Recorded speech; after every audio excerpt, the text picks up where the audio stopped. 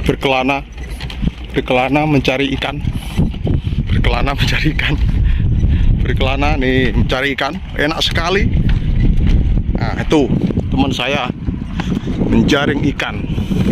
Wah, ada turbin, nggak bisa lewat. turbin. Tuh, enak sekali. Ini ya, semangat Anda semua. Wah, jalan 5 kilo dari jalan. Ditambah ngeri ini. Wah, uji mental, uji nyali. Napas saya ngos-ngosan ini. Wah, jauh sekali jalannya. Subhanallah. Wah, macam adrenalin. 5 kilo coy. Jalan 5 kilo coy. 5 kilo. Ya sampai jumpa nanti ya. Capek aku. Ikannya dapat segini. Capek aku. Assalamualaikum warahmatullahi wabarakatuh. Ketemu lagi dengan Bribka Suyono, masih di channel Suyono Listrik. Tentunya masih membahas seputaran anxiety, psikosomatis maupun asam lambung, dan tentunya berdasarkan pengalaman yang saya alami. Apa kabar Anda semua? Saya doakan semoga Anda semua diberi kesehatan baik jasmani maupun jiwani, dilindungi oleh Allah dimanapun dan kapanpun, serta yang lebih utama, Anda segera lepas dari anxiety, psikosomatis maupun asam lambung. Bagi Anda yang baru menemukan channel saya, silakan Anda tonton video saya yang dulu-dulu, dan jangan lupa subscribe, nyalakan notifikasinya ya. Terus Anda like, dan Anda boleh bertanya di kolom komen. Dan mulai sekarang, saya ingin Anda tekan tombol like atau jempol yang begini. Oke? Ayo, segera. Ayo dong. Tinggal neken gini aja kok. Susah amat sih. Ya.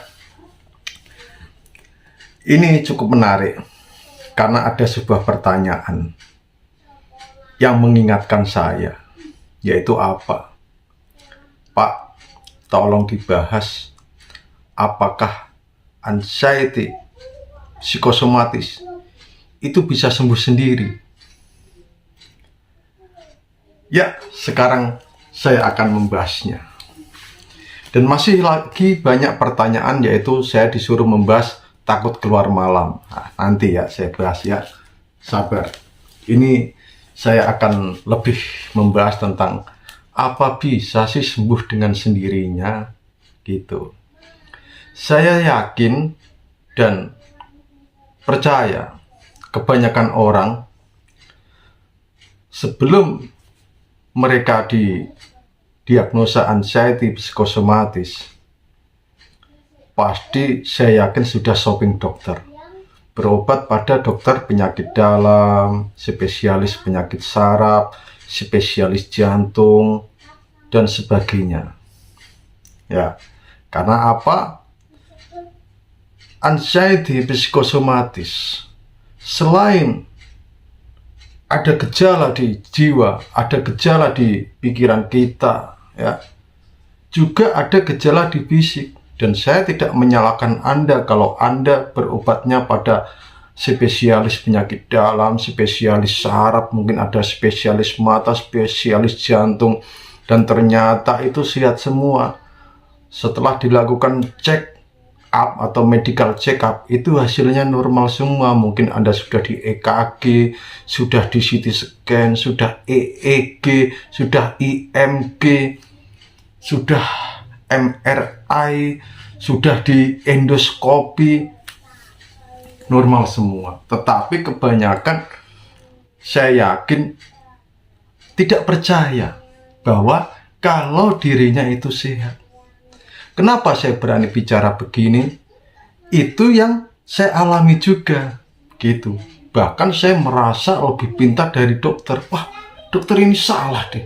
Kurang belajar dokter ini. Begitu saya. Padahal memang benar. Tidak ada sakit di raga kita. Tidak ada sakit di secara medis. Badan kita itu sehat. Cuma pikiran kita itu yang sakit. Dan akhirnya ujung-ujungnya kebanyakan ke psikiater. Gitu. Dan setelah ke psikiater ada yang merasa sudah sembuh ya. Walaupun dibantu obat. Itu memang ikhtiar insani ya. Begitu. Tetap berobat. Nah, sekarang yang menjadi kendalanya, mungkin Anda sudah berobat ke psikiater, sudah dikasih obat ini, obat itu, setelah berapa bulan atau berapa tahun, kok masih saja merasakan ini. Bahkan Anda minum obat dan tidak minum obat dari psikiater, itu sama saja. Atau Anda malah justru merasakan kecemasan, gitu ya atau tidak, yang sudah pernah berobat ke psikiater. Nah, itu tidak salah obatnya dan tidak salah dokternya. Ingat, selain Anda minum obat ya, yang masih ke psikiater ya, selain Anda minum obat, Anda juga harus mengobati pikiran Anda. Memang obat itu ada yang namanya penenang, menenangkan pikiran ya. Ada semacam zat apa yang membuat kita itu rileks ya, ada. Tapi setelah Anda mungkin tidak ingin minum obat lagi, coba saya lepaskan, gejala itu muncul lagi. Nah, ini yang harus saya bahas gitu. Kalau memang Anda sudah mentok tok ya, sudah mentok, sudah berobat, minum obat, tapi masih saja begini. Nah, berarti Anda kan sudah mentok ini. Sudah mentok kan? Seakan-akan Anda sudah putus asa. Akhirnya Anda ingin berobat lagi ke sini. Sudah nggak ada rasa yakin lagi. Keyakinan sudah hilang. Defisit keyakinan, defisit kepercayaan. Nah, disitulah diperlukan seorang motivator. Diperlukan seorang yang sudah pernah mengalami itu dan sudah sembuh. Nah, itu. Jadi ada baiknya setiap hari Anda itu harus sering mendapat motivasi-motivasi dari seseorang. Karena itu sangat penting sekali, gitu. Tuh ya. Dan bagi Anda yang memang sudah merasa benar-benar badannya lemah, itu bukan Anda itu bukan mengalami sakit fisik ya. Tetapi di mana kondisi pikiran Anda itu melemahkan raga Anda. Gitu. Karena apa? Otak ini boros energi untuk memikirkan hal-hal yang tidak perlu. Akhirnya energi itu tidak bisa dinikmati oleh raga Anda. Makanya lemah, terus banyak sekali sensasi yang berdatangan. Nah, itu harus Anda pahami, gitu. Dan bagaimana dengan asam lambung, Pak? Begini ya, asam lambung itu faktornya banyak sekali. Asam lambung dan MAH ya. Asam lambung dan MAH itu sesuatu hal yang berbeda ya. Asam lambung penyebabnya itu banyak sekali. Dari faktor makanan ya atau tidak, dari faktor pikiran yang selalu stres dan sebagainya. Nah, itu. Dan masih banyak lagi. Sama dengan MAH. MAH itu kebanyakan karena asam lambung yang terus-menerus akhirnya menjadi MAH. Atau mungkin sudah ada peradangan di lambung. Dan itu butuh waktu bertahun-tahun, tidak langsung ada asam lambung berapa bulan terus ada luka atau komplikasi ini. Itu lama prosesnya. Begitu ya. Jadi kalau Anda mendengar orang yang mati karena asam lambung, itu tidak. Itu karena komplikasinya dan itu butuh waktu yang lama, puluhan tahun, gitu. Jadi Anda jangan berpikir kalau asam lambung itu bisa menyebabkan kematian. Terus nanti larinya ke komplikasi ini. Begini ya, Anda harus tahu itu. Jadi makanya ini dibutuhkan sebuah edukasi dari dokter, gitu. Ya, dokter pun menyatakan bahwa kalau asam lambung itu bisa menyebabkan misalnya peradangan atau apa, itu butuh waktu yang lama, gitu.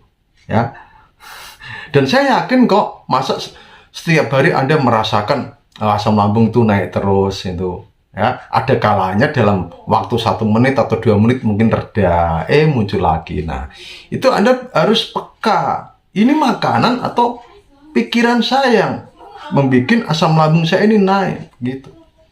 Memang saya dulu juga begitu. Tiap hari memang merasakan sensasi itu. Tapi ada kalanya 1 menit atau 2 menit sudah nggak ada, dan itu muncul lagi. Nah, itulah perlu Anda mempelajari tentang diri Anda. Ini karena apa sih? Begitu, ya. Nah, ini. Oke, saya akan menjawab pertanyaan apa bisa sembuh sendiri. Nah, sebelum saya akan menjelaskan tentang itu, harus ada bukti ilmiah dulu. Harus bisa dinalar dengan logika. Ya logika ya nalar itu. Harus masuk logika lah, ibaratnya begitu. Atau secara rasional. Nah, gini ya. Misalkan, tangan Anda kegores oleh pisau. Tapi nggak terlalu dalam. Ya. Anda biarkan saja, tidak Anda kasih apa-apa, itu bisa sembuh sendiri. Karena apa? Ada di tubuh kita itu bisa memperbaiki sel-sel yang rusak. Nah, sama halnya dengan kuman apa yang masuk di tubuh kita. Di tubuh kita itu ada sistem imun, ya, sistem imun. Nah, bagaimana di pikiran kita? Apakah ada penangkalnya? Nah, penangkalnya ini harus Anda yang membuat. Tidak bisa muncul dengan sendirinya. Kalau sistem imun ini kan dari makanan. Dari makanan yang dibutuhkan oleh raga kita. Ya, akhirnya sistem imun itu ada. Makanan yang bergizi, sering makan sayur dan buah. Nah, itu bisa membentuk sistem imun. Atau bahkan kalau sudah tidak bisa, ya ada yang namanya imunisasi. Begitu, ya atau tidak? Nah, ini.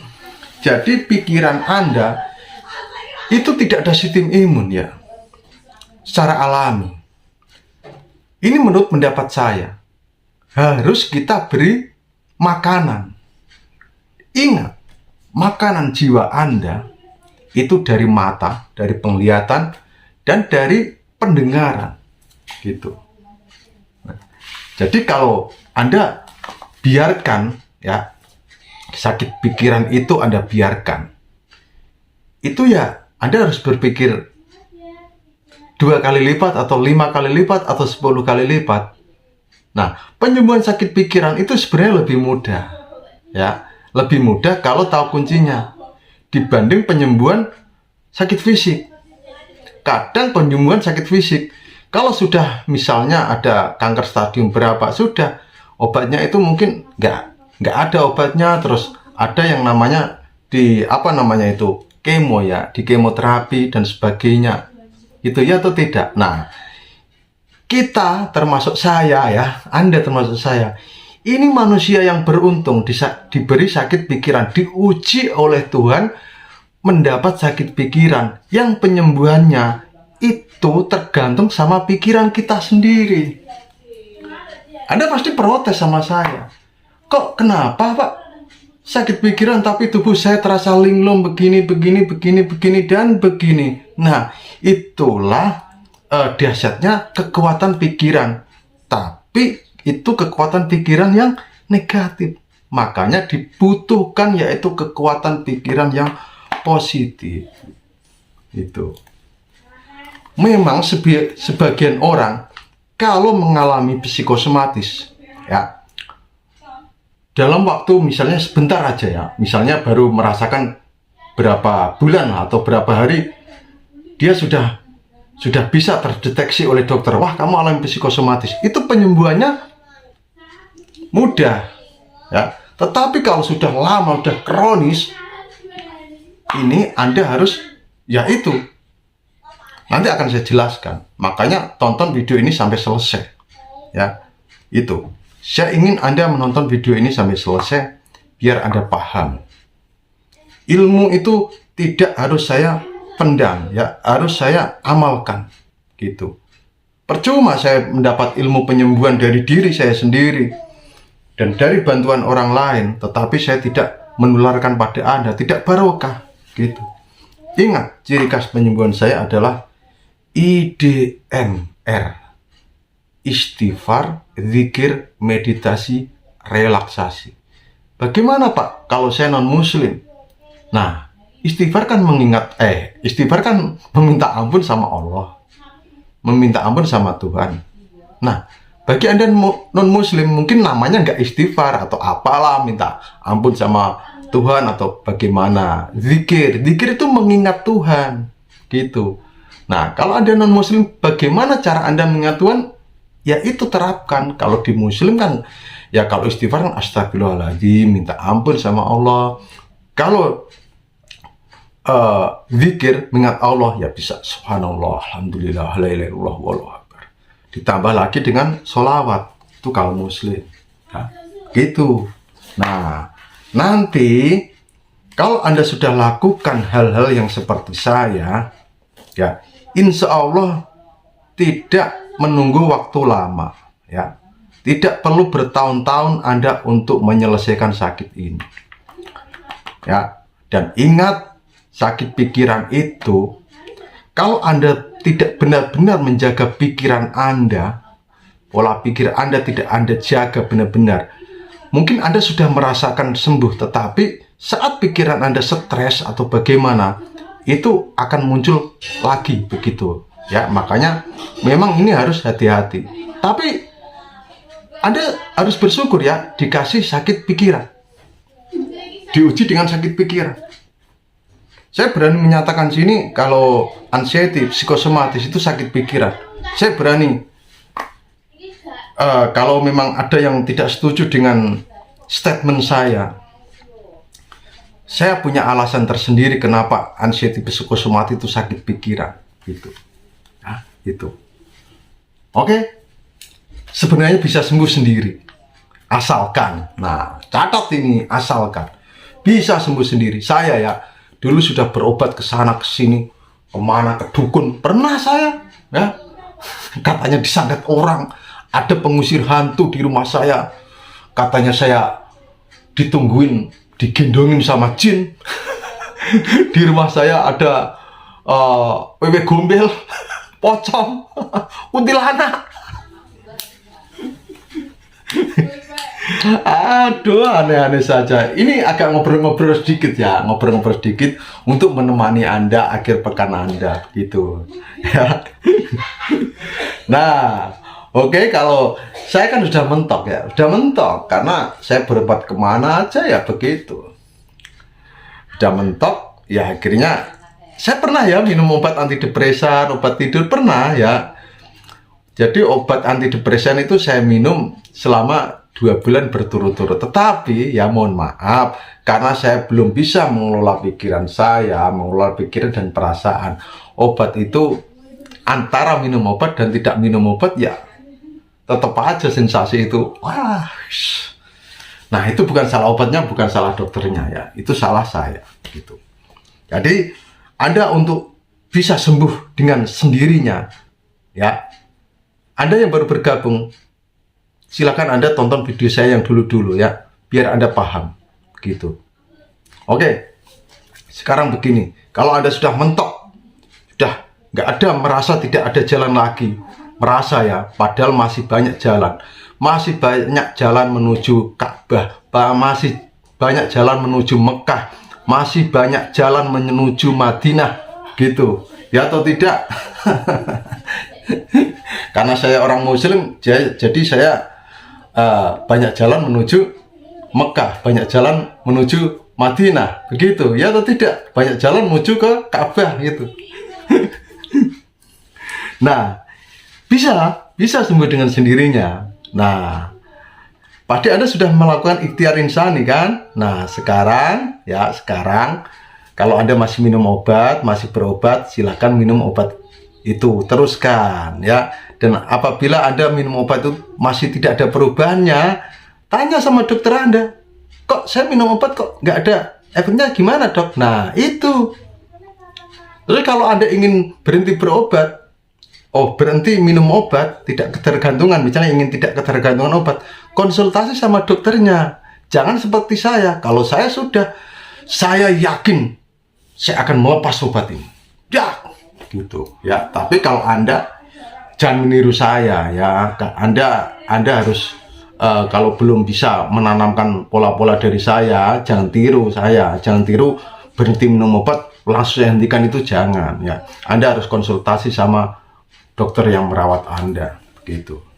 Oke ya, sebenarnya bisa sembuh sendiri kalau Anda sudah mentok, yaitu dengan Anda harus tetap mendekat sama Tuhan.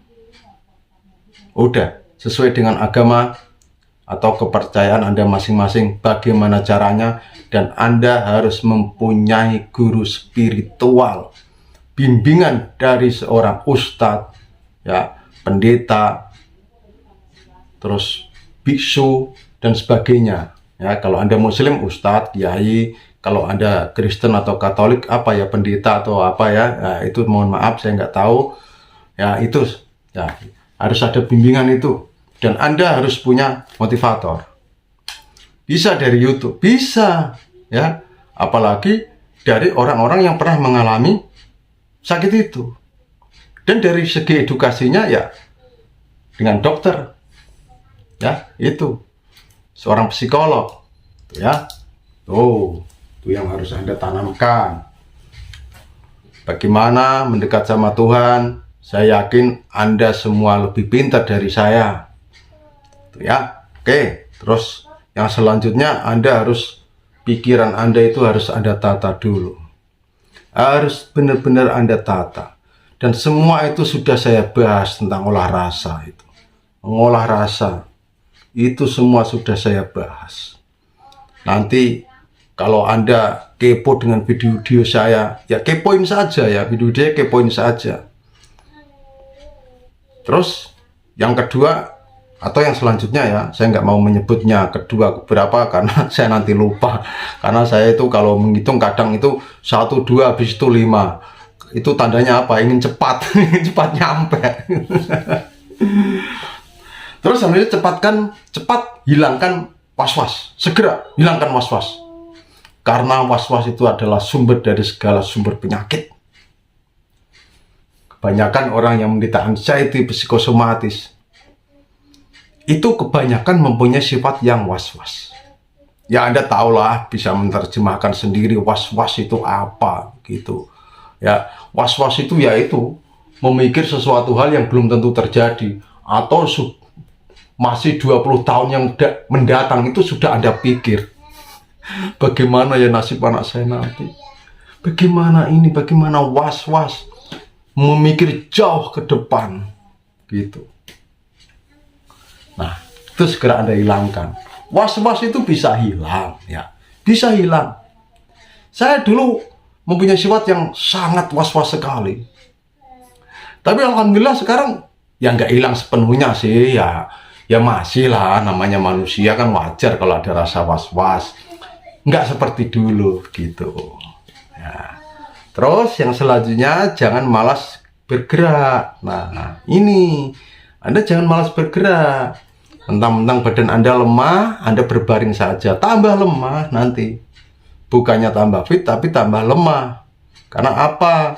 Ya, penderita anxiety psikosomatis, saraf-sarafnya itu tegang semua. Kalau Anda tiduran terus, tidak melenturkan saraf Anda, tidak mau jalan kaki. Kalau bisa ya Anda yoga, terserah Anda, pelenturan saraf di video saya itu ada. Itu harus Anda lakukan. Kalau Anda malas melakukan itu ya badan Anda ya begitu, pegel-pegel, kesemutan, kedutan dan sebagainya. Ya Anda tahu sendirilah sensasi yang ada di raga Anda. Ya. Apa tadi? Jangan malas untuk bergerak. Lebih baik Anda itu malas untuk berpikir. Malas untuk berpikir, ada meditasi saya itu malas untuk berpikir, ada ya, istirahatkan otak, Itu ada. Malas untuk berpikir. Bukan berarti malas untuk berpikir, mungkin Anda tidak kerja, biarin aja, malas saya untuk berpikir. Dalam arti begini ya, malas untuk berpikir itu malas memikirkan hal-hal yang tidak perlu, begitu. Ya, itu. Karena apa? Semakin Anda berpikir keras, energi Anda itu akan lepas, begitu. Misalkan Anda memikir begini, wah besok saya harus mengerjakan ini, besok harus mengerjakan itu, besok saya harus ke sana. Itu energi Anda itu sudah lari ke sana, begitu ya. Makanya badan Anda lemah. Itu yang perlu Anda perhatikan. Terus yang selanjutnya, jangan manjakan ragamu, ya, tapi manjakan jiwamu. Ya. Jadi raga Anda itu jangan dimanja, tapi manjakan jiwa Anda. Memanjakan jiwa itu bagaimana sih, Pak? Memanjakan jiwa yaitu malas untuk berpikir, mendengarkan sesuatu hal yang menyenangkan, ya, memacu motivasi, memacu semangat kita, gitu. Itu kalau mau memanjakan jiwa. Kalau Anda Muslim, sering dengarlah sholawat, murotal Al-Quran, atau ada berzikir. Nah, berzikir. Terus Anda setiap hari kalau istirahat itu pusatkan pikiran Anda pada nafas. Pusatkan itu pada nafas Anda. Nah, nanti pikiran ini nggak akan melalang buana kemana-mana, begitu. Hanya terfokus pada itu. Makanya meditasi ini sangat dibutuhkan sekali. Penting perannya, ya. Begitu. Anda boleh mendengarkan meditasi saya itu berulang-ulang sampai Anda bosan mendengar saya. Sampai Anda bosan pokoknya, sampai Anda hafal gitu. Karena saya nanti akan mengeluarkan meditasi yang sangat dahsyat sekali, tetapi meditasi yang dulu Anda syaratnya harus sudah melakukan gitu. Jadi urut satu persatu. Tidak harus, ilmu itu tidak harus langsung tinggi, nanti akan tersesat gitu. Coba kalau sekolah itu langsung SMA. Itu ya atau tidak? Nah, dari yang terendah dulu. Itu ya. Terus Anda harus sering mendengarkan motivasi dan edukasi dari seseorang. Motivasi itu bisa dari orang yang secara profesi dan dari seorang yang dari segi pengalamannya, gitu. Kalau edukasi, Anda harus sering mendengarkan yaitu Dr. Andri, ya itu ya. Terus yang selanjutnya, hindari tontonan yang bukan makanan jiwa Anda. Nah, tadi sudah saya itu kan ya. Makanan jiwa Anda tahu kan ya, dari penglihatan Anda, dari apa yang Anda dengar. Kok begitu, Pak? Kenapa makanan jiwa itu apa yang kita lihat, apa yang kita dengar? Misalkan ya, Anda melihat sesuatu hal yang tidak mengenakan, nanti perasaan Anda ini akan gundah gulana. Misalkan Anda melihat orang yang pernah mengecewakan Anda, mungkin mantan Anda, sakit hati Anda. Ya atau tidak? Nah, karena penglihatan itu bisa mempengaruhi ke pikiran kita, ke perasaan kita, yang akhirnya melemahkan badan kita. Begitu. Terus apa yang kita dengar? Misalkan Anda sering mendengar orang-orang yang toksik, terus ada sering dikatain orang begini, kok kamu sekarang kurus? Kok kamu sekarang pucat? Kamu sakit apa sih? Sakit apa sih? Jangan banyak pikiran lah. Pasti teorinya begitu orang. Ya atau tidak? Jengkel nggak Anda? Saya yakin jengkel. Makanya makanan jiwa yaitu apa yang kita lihat dan apa yang kita dengar. Itu. Jadi mulai sekarang tontonan Anda itu ya jangan menonton yang ujaran-ujaran kebencian, ya hasutan-hasutan, terus kritikan-kritikan yang pedas, gitu ya. Paham nggak sih? Oh, tenang.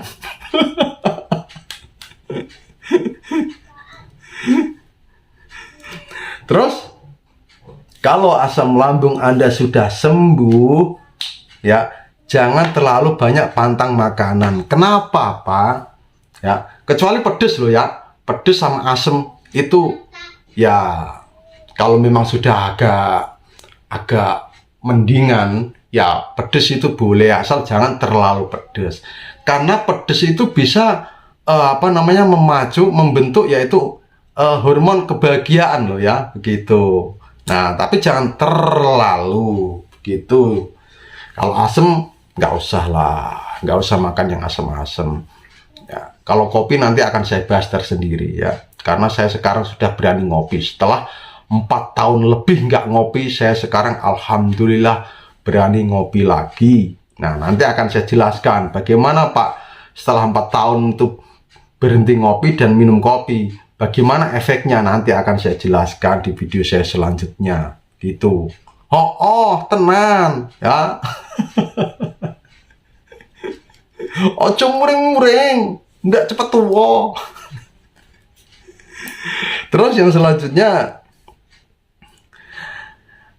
harus bisa menyesuaikan dengan keadaan kita yang sekarang. Nah, ini anggap saja sensasi yang Anda rasakan itu bawaan dari diri Anda. Dulu saya ini disarankan oleh istri saya loh ya. Pernah istri saya itu bilang begini, anggap saja Mas, ini bawaan di tubuh Mas ya begini. Begitu. Memang itu benar. Ya. Akhirnya saya pakai itu. Emang cerdas istri saya. Ya akhirnya, oh ya udahlah, saya anggap bawaan tubuh saya begini. Nah, nanti akhirnya akan timbul rasa cuek gitu. Nah, itu ya.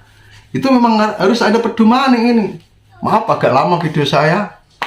Karena ya itu. Ini penting saya bahas supaya Anda nggak bertanya-tanya lagi. Tetap ikhlas dan sabar. Nah, kalau saya bicara ikhlas dan sabar ini sebenarnya saya agak malas sih. Karena apa? Pasti Anda bosan orang disuruh ikhlas, disuruh sabar. Enak sekali Pak Yono ngomong. Padahal yang ngomong juga untuk ikhlas, untuk sabar juga masih susah. Tapi yang penting kan berusaha untuk sabar dan ikhlas. Berusaha gitu. Nah, itu ya. Dan masih banyak lagi. Ya kalau saya bahas ini itu butuh waktu yang berjam-jam begitu ya. Nanti kuota Anda habis. Video saya 15 menit aja nontonnya nggak sampai habis, apalagi 1 jam. Dan itu masih banyak lagi, tapi ini poin-poinnya begitu ya. Nah, itu tetap Anda jalankan, nanti Anda bisa putar ulang-ulang video saya ini. Ya, ibaratnya istilah kata sedekahlah sama saya yang sering meluangkan waktu untuk memotivasi Anda. Ya mungkin hanya itu saja, tetap semangat dan Anda harus olah nafas ya. 3O, jalankan olah rasa, olah nafas, olahraga, istighfar, zikir, meditasi, ATM. ATM itu bukan alat tusuk manual, tapi amati di pikiran Anda itu bagaimana. Tiru motivasi dari seorang, modifikasi atau kembangkan, improv gitu. Nah, itu. Mungkin hanya itu saja. Salam saya dari Bribka Siono. Wassalamualaikum warahmatullahi wabarakatuh.